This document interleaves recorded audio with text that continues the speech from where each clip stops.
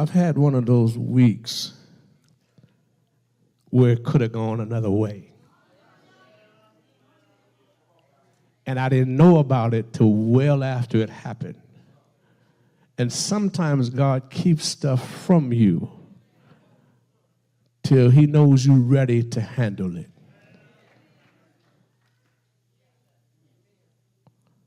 In this 17th chapter of Luke, starting at verse 11, here's what it says. This is the New King James Version. Now it happened, as he went to Jerusalem, that he passed through the midst of Samaria and Galilee.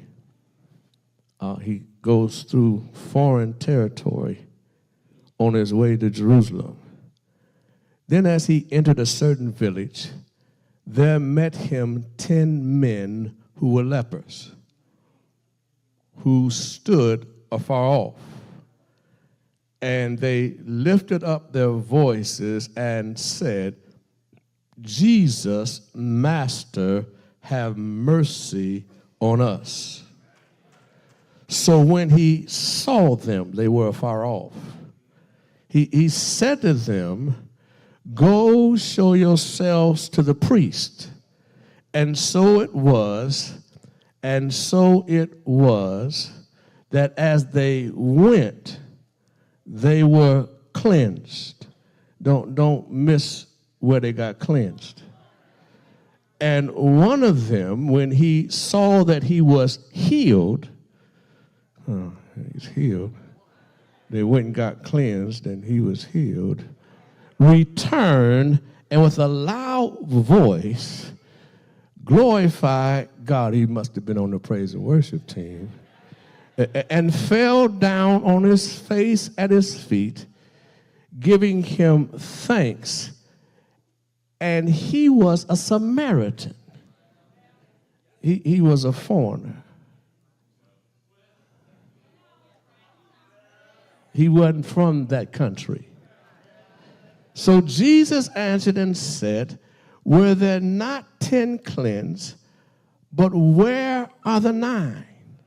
Were there not any found who returned to give glory to God except this foreigner? And he said to him, arise, go your way, so your faith has made you well. If I read the Bible right, it wasn't his birthplace. It wasn't who his parents were or were not. I want to talk today about the value of a thank you. Well, I'm not going to be long unless you make me be long. My plan is not to be long. There's something about gratitude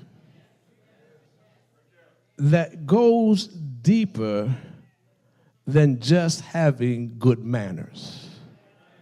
When you're really grateful, it reveals the heart. We live in a world where people are blessed but not thankful, healed but not holy, delivered but not devoted. You remember the promises you made to God when you said to him, if you get me out of, if you just show up one more again. Am I the only one? I think that sometimes when God has kept his part of the bargain, I have failed on my part. In this passage, Jesus heals 10 men, but only one comes back to say thank you. Let me go slow. Jesus heals 10 men, but only one comes back to say thank you. He was the tither in the group.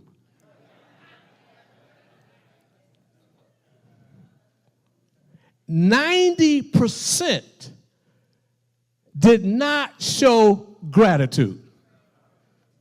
Only 10% showed gratitude. So you ought not be disappointed or surprised when the crowd doesn't give you gratitude. If only 10% showed him gratitude, what do you expect? They had gotten healed, delivered, and only one of them thought it enough to come back and say, much obliged. Well, let's look at these verses, because the story challenges us to check Sunday after Sunday, where we're merely receiving God's blessings, or are we responding with worship? It's one thing to get the blessing. It's one thing to get in the receiving line. But how do you respond once you got the blessing? Is the blessing only as good as the sanctuary? Does the anointing leave by parking lot time? But if I've been blessed, the proper response is worship. So if somebody watched you worship thus far, would they know you've been blessed?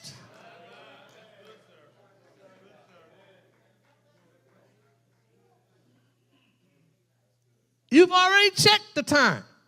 We gave you an hour back. Now, when we take an hour, there's no energy. I would think giving you an hour back, y'all should have been jumping out the place. Lest I digress. So when we look at the condition of these 10 men who were lepers met him, and they stood afar off. Now you got to understand this leprosy thing. Leprosy was a death sentence. Physically, socially, and spiritually. They were ostracized. They were outcast. They were not allowed to connect with their family or friends. They couldn't come in the worship experience. They had to stand on the outside. They were cut off from family, friends, and worship. Could it suggest that there are folk in the building who we treat like lepers? We see them and don't speak. We acknowledge them and won't feed them. And if they sit on our row without permission,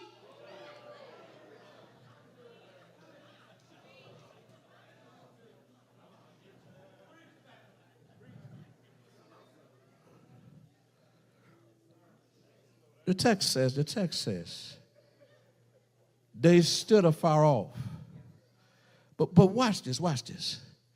They stood afar off. They was out there on Fifth Avenue. We in here.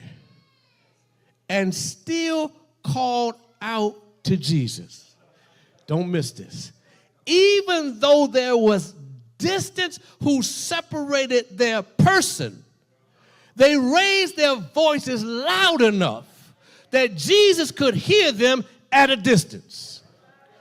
When's the last time Jesus heard your voice in worship? You know, I don't need all of that. But you be yelling at the television at 1 o'clock as if your team can hear you. I don't know about you, but I was watching the game yesterday, and a couple of them catches made me get up out my seat. That's what I'm talking about. Yeah. I didn't sit there, go Bucks, go. So I just want to know, how do you respond when we get to this stuff? Because it says they're still afar off, and yet they called out to Jesus. So here's the application. Even when you feel distant and disconnected and isolated, you can still call on Jesus. So if I can't get to you, the deacons or the deaconess or somebody, you can still make a connection with the one who will hear you calling. When's the last time you dialed him up?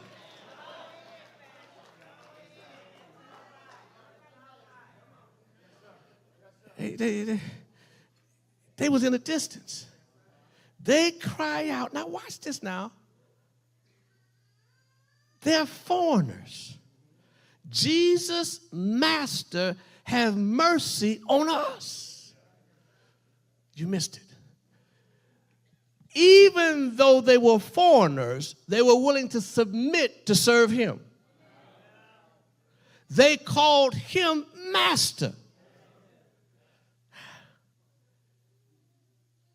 Which means that's still the right of prayer for anybody in need. I don't care where you go to church. If you go to church, you still have the ability to call him Master and ask for him to have mercy on you and your family. You don't need me to get to Jesus. You don't need to hit the right chord. You don't need to be on social. You can call on his name wherever you are, and it's a simple thing. Lord, have mercy on me. You don't have to tell me your life story. Lord, have mercy on me.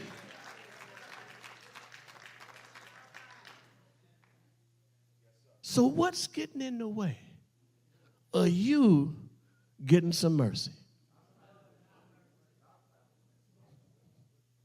I got church hurts. Everybody in here got church hurt. If you come to church, you're going to get hurt.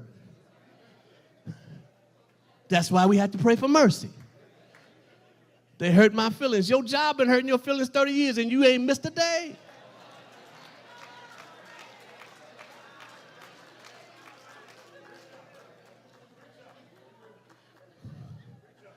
There's another thing here in verse 14. It says, when he saw them, remember now, they called to him. They asked for mercy, but look at the command. He says to them not to come to him, but he says, go show yourself to the priest. They didn't get in the church. They didn't get in where he was. He tells them to go show yourself to the priest. Watch this. This thing gets me. Jesus never touched them or speak healing directly. He gives them a faith command. Go before you're healed. So they couldn't get healed standing in the same place. Could it be that the reason you struggle with this church, that you keep coming here standing in the same place, and God has told you to go, and then you wonder why you don't have a blessing? Maybe your blessing is blessing somebody else, but the blessing only comes for you in your house. There's something wrong with that. So watch this now, watch this. He doesn't tell them to go after they're healed. They got to go before they're healed. Now stay close to the text. Stay close to the text. Now, as they went, they were cleansed. You can't get cleansed standing in the same mud.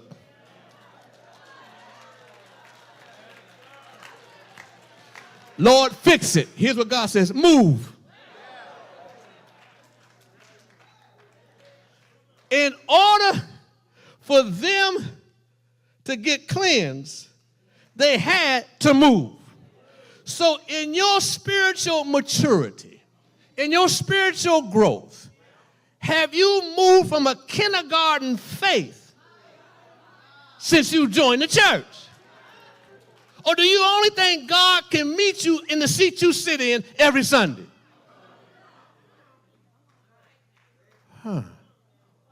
As they were, it would be an experience. I did this once in church. I learned a very valuable lesson. Sometimes, you believe that stuff ain't true till you prove that it is true. And back when we were on Cleveland Avenue, people were conditioned to sit in certain places. Because on Cleveland Avenue, they only thought the Lord could show up in that particular section. So, not the church side of me, Brother Price, but the educated side of me said, okay, I'm going to fix it. So, one Sunday, I told the ushers, seat folk row by row as they come. In the New Salem Baptist Church. Now, I won't suggest to you that the spirit of disobedience took place. But there were those who shall remain nameless, who would wait in the hallway till their row became available, as if God could only meet them in that row with their crew.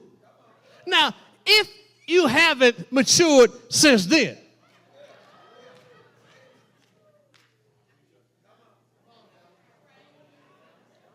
I gotta sit on that side. What's wrong with this side? And it would mess you up if all of a sudden I said, time out, this section move to that section. We would have mutiny up in here in front of all these guests. I don't know why he got to move us. We was just fine right here.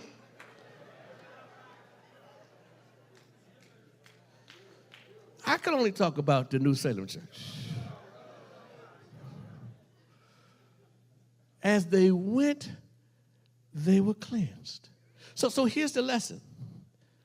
Sometimes, Brother Alan Carter, the blessing comes. This is tough. I should have told you I put on seatbelts. The blessing comes in the going and not in the waiting.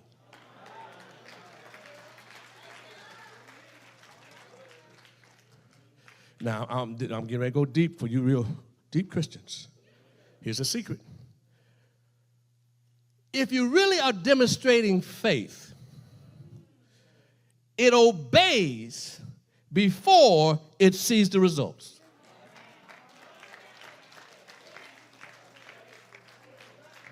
Okay. That's a little deep for you. Okay, let me go get Grandma. Grandma would set the table with the refrigerator bare in anticipation that the Lord was going to make a way somehow. Faith obeys before it sees the results. No, all of y'all got faith. Okay. How'd you get here this morning? You got in a car. A man-made car. And you had faith that somebody who worked in a plant on a Friday afternoon, who was ready to go home, put that brake in your car, sight unseen, and you don't even know them, and you went above the speed limit to get here because you had faith in a man-made brake even before the results took place. Okay? Maybe that didn't work for you. If you get on a plane, y'all know I fly a lot. I got a lot of faith. I never asked to see the pilot's license. I never check and see what culture he or she may be. All I want to know, if you're sitting in that cockpit, I assume that you've been certified to fly us where we need to go. And as long as the pilot is cool, I'm cool. If I'll trust an unseen pilot, you mean I won't trust the God I've been walking with every day of my life to take me past stuff I don't understand and I ain't seen? You lost your mind.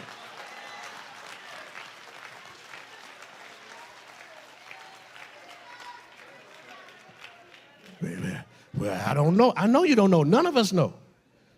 Y'all keep asking, Pastor, when we going in? I don't know.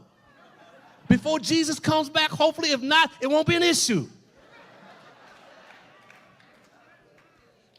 Sometimes the blessing comes in the going, not in the waiting. They were healed on the way. Okay, on the way. Watch this now. Watch this. I don't want to go too fast because, you know, we got another hour's sleep, so we're going to be on the way. Which then means faith is a journey and not just a moment. This thing keeps happening. It keeps happening. I tell you all the time that my memory is a friend to my faith. Not one event, but when I put all the events together, it keeps reminding me God's taking me places I didn't want to go, and the best thing that happened to me was following Him. Faith is a journey, not just a moment. But that gets me down to verse 15 and 16. One of them, when he saw that he was healed, he delayed. He turned around. He went back. And while he went, he didn't go back looking at text messages. But it says he went back praising God. Not just any kind of way, but with a loud voice. Okay, let me look at this. 10 were healed, but only one returned. And then what blows the story away, the one that returned was a Samaritan, who, when you put him to that 10 together, he would be the least likely person to be thankful to a Jewish teacher. So the last person in the group you would think to be thankful was the only one who went back. Be careful who you overlook. Be careful who you discount. Be careful who you think ain't about to matter, because it may be that very person, the least likely person who God uses to bless you. Be careful who you write off. Gratitude often shows up in those who know they didn't deserve it. God ever got you out of something that you got yourself into? I mean, has he ever given you some don't deserve mercy? Some don't deserve blessings? You sitting around here worried about what's going to happen in D.C. D.C. going to happen. But last I checked, God's still in the blessing business. And he going to use those of us who've been blessed to bless somebody else and bless somebody else and bless. You have not because you ask not. Gratitude show. And you know some of the most thankful folk are the folk who have the least. There's a lesson in there. Gratitude is the natural response of a heart that remembers where it came from. Don't you get so sophisticated. Don't you get so bourgeoisie. Don't you get so accepted that you forget where you came from. I keep telling you, before you get married, go to the family reunion. Find Uncle Willie. He gonna be over there sitting on the side with a brown bag rolled up around the bottle. Sit next to Uncle Willie. He gonna tell you the real story.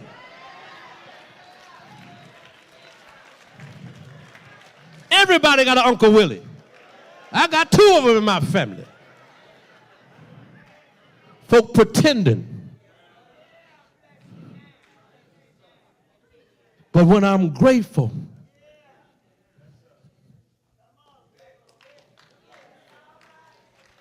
I think about where God has brought me from and what God has brought me through and stuff you'll never know. How dare I forget? You can't really have authentic praise until you remember what God has brought you out of. You have see, folks sitting next to you have no idea what you've been through. But sometimes you just ought to tell folks, you don't know what he's done for me. I ain't always been what I am right now. If you knew me like I knew me, I wouldn't be listening to me.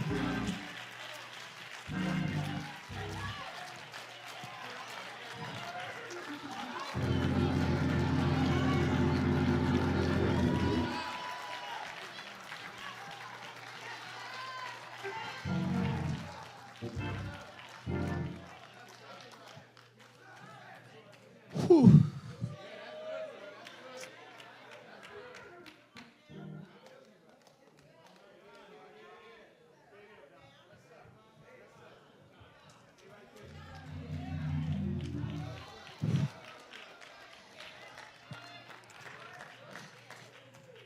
2 weeks ago, Lady and I went back to our homecoming. And I told you I'm one of the old dudes we laugh at now. I've been graduated 50 years now. And I walked on campus in places where I first walked. And the dorm I first stayed in is Graves Hall, and back then Graves Hall was one level away from being needing much construction. Walked past the grave. And now Graves Hall is the honors dorm.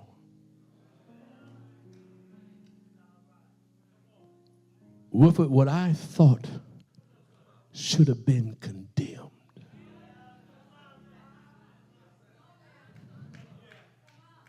Somebody else turned it into an honors dorm. When somebody looks at your life, they've written you off, and they thought you should have been condemned. But all these years later, you can walk with your shoulders up and your head up and say, no, what you were willing to write off, God saw in me something that brings honor to him. Not by might, not by strength.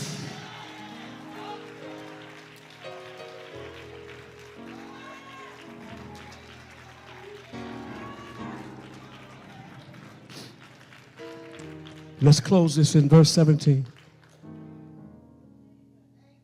Jesus raises a question. Were not 10 cleansed? Where are the 9? Jesus notices the absence of gratitude. Oh, God.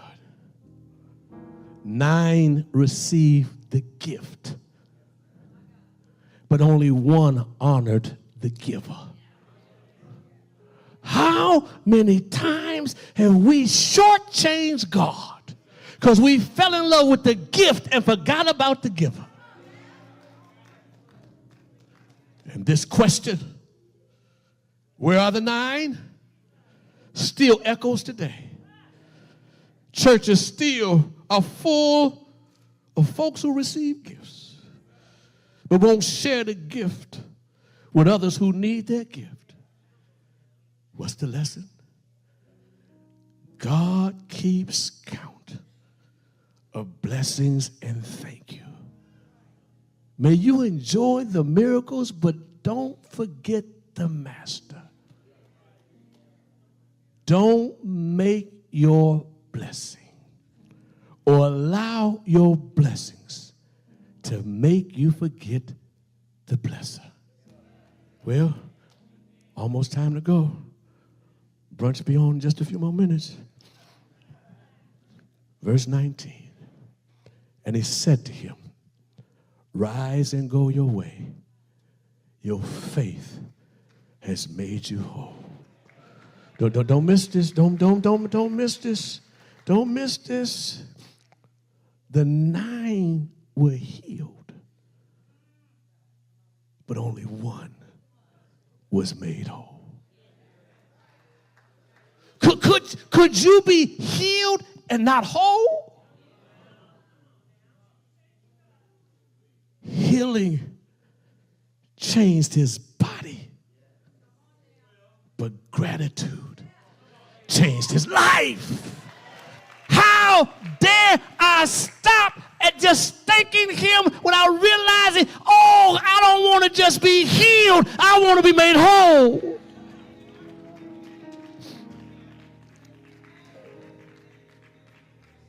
Gratitude doesn't just fix your condition. It transforms your relationship with God. When you're grateful, you can't do God the way you did before he did what he did for you. Thankfulness ought to bring you closer to God. Wholeness. I want to be whole. I want to be whole. Wholeness comes not from what you get, but from who you return to. When's the last time you checked in with him? When's the last time you honored him with praise and with worship? When's the last time the old folks used to say, if he don't do nothing else for me, he's already done more than I want to get to that place.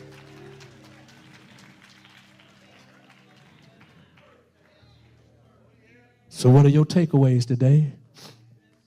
Faith obeys even when it doesn't see the results. Gratitude brings you closer to God. And wholeness is found in worship, not just healing. That's the danger of making worship convenient. Because folk don't get the benefit of seeing you say thank you. People who aren't in relationship with God only learn how to worship by watching you. And when you think about what God has done in your life and what God has brought you through, you don't have to wait for the choir to sing. Matter of fact, you'll start your own song and they better catch up with you. You don't have to have nobody pray you through. You know God for yourself.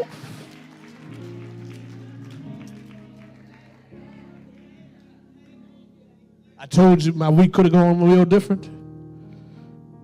When I finally found out about it, I was upset that I didn't know.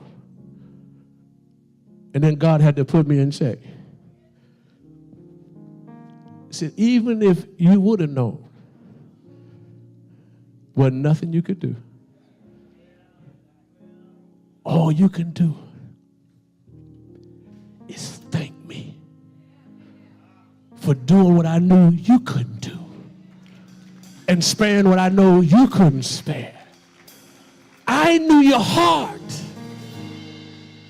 Do you know somebody gets saved because God knows your prayer life? God knows your burden? Somebody gets fed because God knows that's laying on your heart. God watches after your children and grandchildren because I'm saved today because I had a praying grandmother and a praying mother.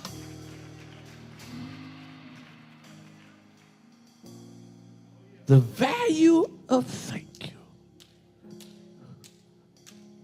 That thank you can get my children covered. That thank you can get my grandkids covered. That thank you can even get my haters covered.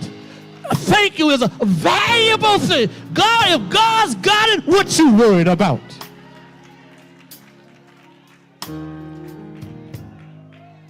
So, I dare you to leave here with thanksgiving in your, I don't care what ain't working, I know he is. And as long as God's working, we got a chance. Just thank the person next to you for being here today. Just thank the person next to you for being here today.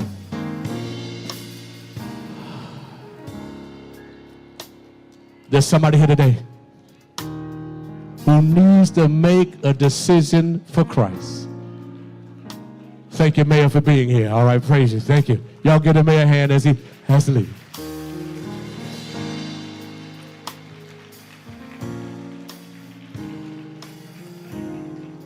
There's somebody here today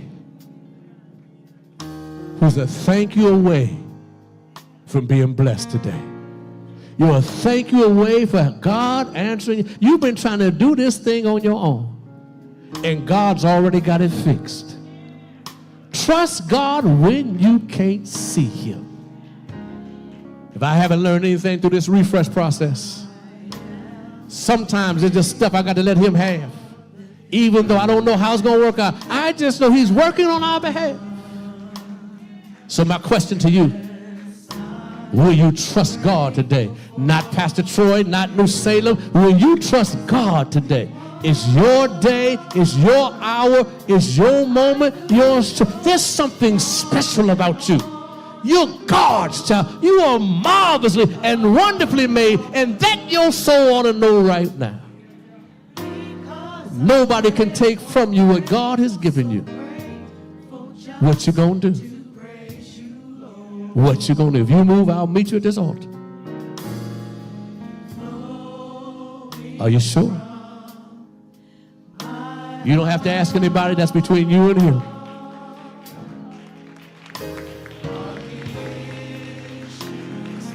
Hold on.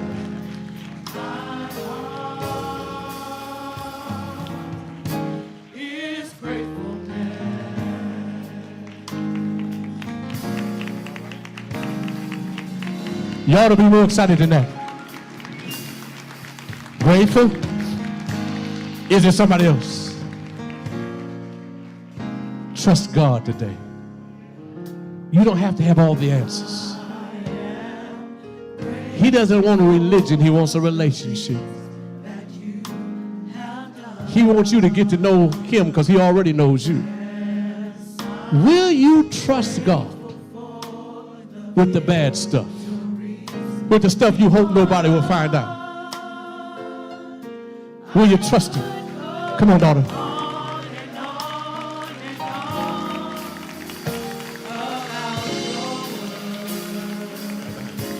All right, y'all got to do better than that. Y'all got to do better than that. When my young folk get excited, y'all got to do better than that. Is there anybody else in this house today? Your day, your hour, your moment, your choice. What you gonna do? Yes, I'm talking to you. What you gonna do with this man called Jesus? Pastor, I don't understand all this. You don't have to understand. I don't understand how the plane flies, but I get on all the time. Trust God today. Grateful. Grateful. God, you've been good. Grateful. God, you've been good. Grateful. God, you've done stuff don't nobody know about. Grateful. God, you made a way out of no way. Grateful. God, you can do it. God, you can do it.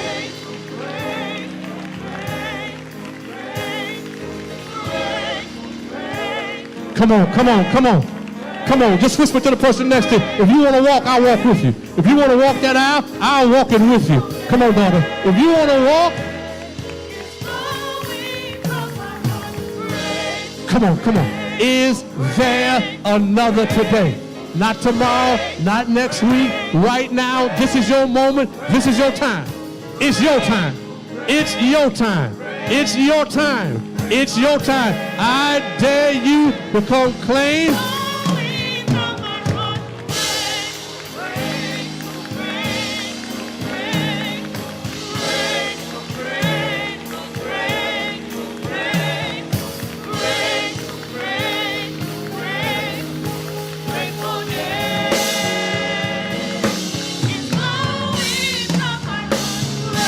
Grateful. Grateful. Grateful. Grateful.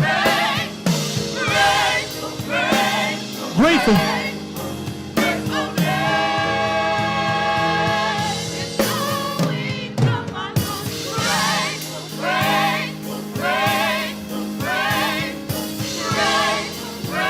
Your day, your hour, your moment, your choice. If you move, I'll move. I'll come meet you. He's been that good. He's done that much.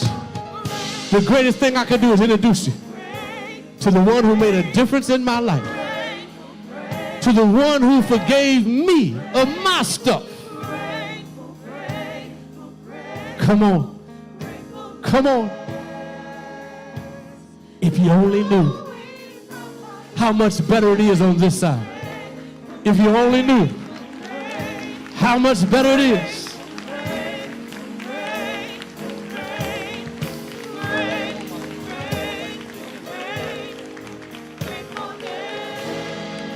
Y'all clapping like you're tired. Now if you're going to do this thing right. Come on. Come on. Somebody's house is going to be better. Somebody's family is going to be better. Somebody's children are going to get blessed.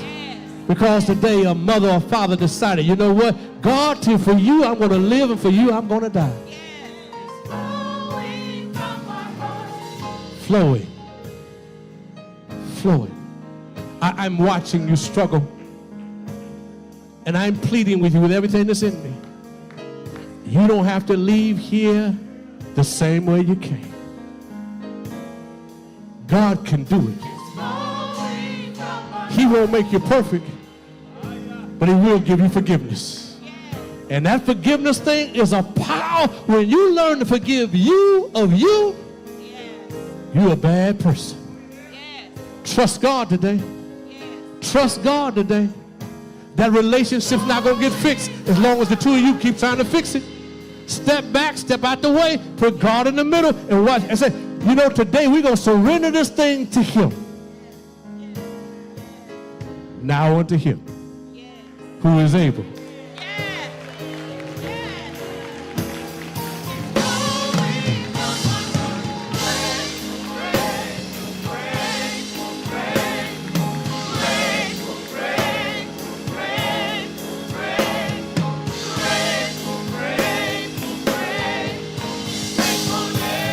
Now unto him who is able to do more than I can think or imagine. Now unto him who can make a way out of no way. Now unto him who can turn their no into his yes. Now unto him. I give you my everything. Now unto him.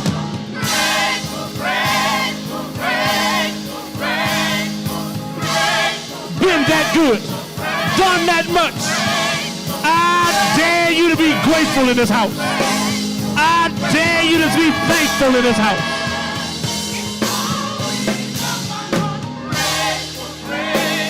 Is there anybody else? Is there anybody else in this house today? Today. I don't have tomorrow. I'll have next week. I got right now. Right now. That's what I got right now. Come on. Come on. Trust him. Trust him. Trust him. Trust him. Not me. Trust him. Trust him. You got to know him for yourself. Come on. Come on. Last call. Last call. Are you sure? Are you sure? Are you sure? Are you sure that you're not the one I'm waiting for? I'm holding all these people because I'm watching the Spirit go to work on you. I know what it is to fight him. I know what it is to wrestle with him. I know what it is to keep saying no. But sooner or later, can I tell you what I know? God gonna win. He's undefeated. So you get to determine how long you're gonna fight it. But ladies and gentlemen, let me tell you what I know. In the end, he wins. And because he wins, you win. Come on. Come on. Trust him. Just whisper to the person next to you. If you want to walk, I'll walk with you. I won't even take time to put my shoes on. We can go just like that. Come on. Come on. Come on. Are you sure? That relationship ain't going to get right. It ain't going to get right. Bro, you may have to take up out a hand and say, today I claim my household for him.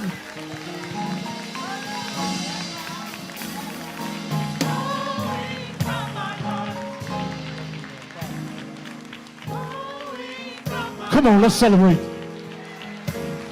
It's flowing from my heart. It's flowing from my heart. It's flowing from my heart. Just bring that down just a little bit. I'm not going to play fair right now. I know in my spirit I got some folk wrestling with relationships. And you keep pretending Monday through Saturday that everything's all right. And y'all in the house and ain't speaking to each other. You're polite in public, but y'all almost ready to walk in private. Don't let your private hell eliminate your public resurrection.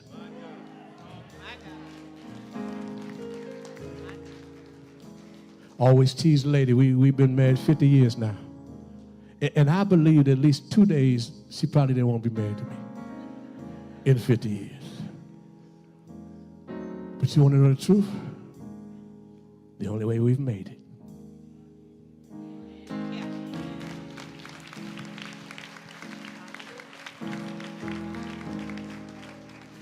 I can't imagine being married to me that long. I would have left me a long time ago. So I know she know God. Because you don't know the struggles. Yes. You don't know the hard times. Yes. You don't know the midnights. But through it all.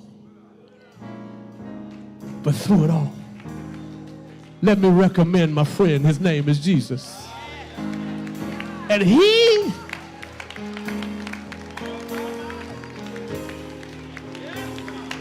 can do what nobody else can.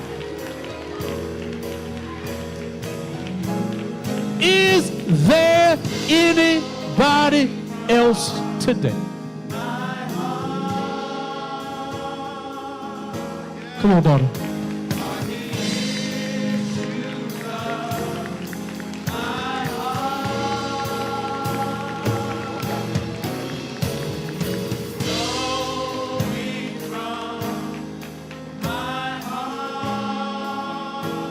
Last call. Last call. Last call. Church, say amen. Let's celebrate God.